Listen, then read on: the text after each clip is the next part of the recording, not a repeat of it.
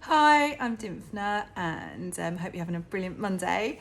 I'm here today and I'm going to talk to you about the things that I can't live without. Also, Good Witch Hack, so things that can help us in our everyday lives. And then a bit of practical magic, as well as what's next. And then finally, I'm going to do a reading. And today I'm going to do a reading with these. So you might be interested in that. And as always, I tend to have something really grounding when I do this sort of work nearby. So I've got my gorgeous amethyst crystal just to keep me grounded. So, it's a beautiful day here. It's absolutely boiling. I'm in Kent and it's absolutely gorgeous. And I'm near the water as well, so it's absolutely lovely. So I hope you are somewhere lovely. And if you're not, I hope you're going to be somewhere lovely soon. So the things I can't live without, one of the things, and I'll be sharing this with you every day, different little things, and I love them, are essential oils.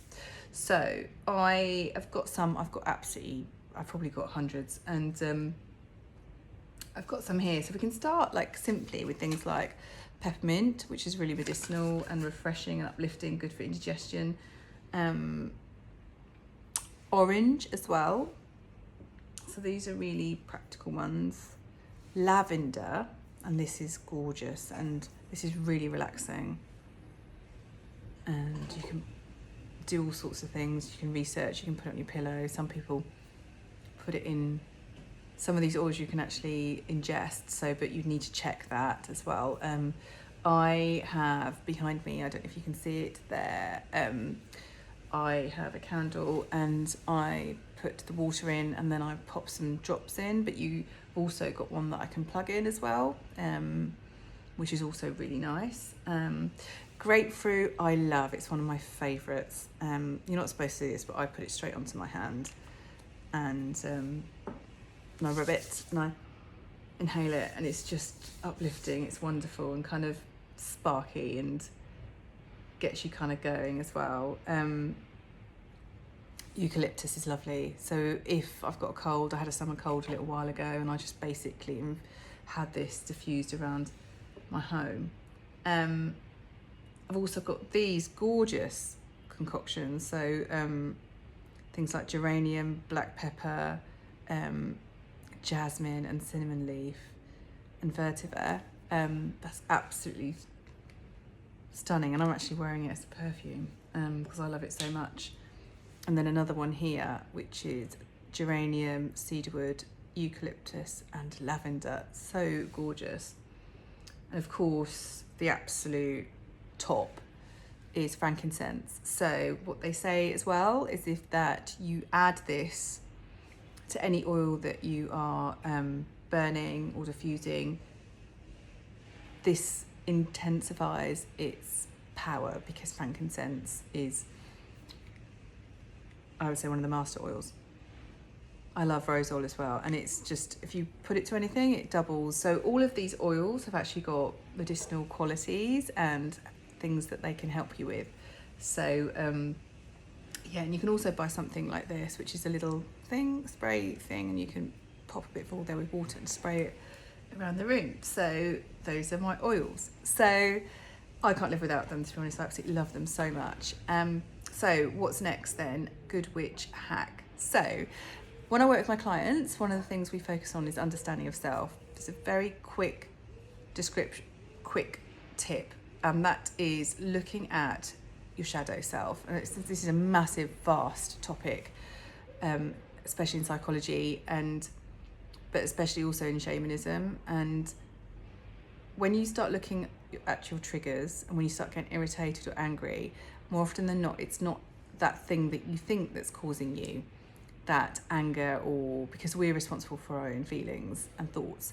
It is something else. So once we start noticing these triggers, we can actually see that that's our shadow self coming out, and we can examine and look to see why that is. And it may be that there's some healing that needs to be done, some trauma, because of trauma.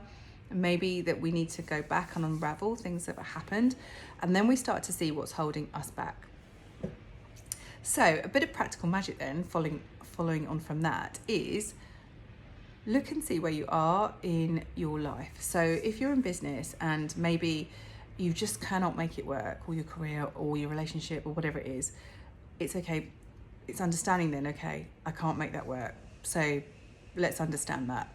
Or it may be that you're making it all work, but you're feeling miserable and exhausted with it all, and it's just not giving you any joy, because it needs to give us some joy, whatever it is, on some level.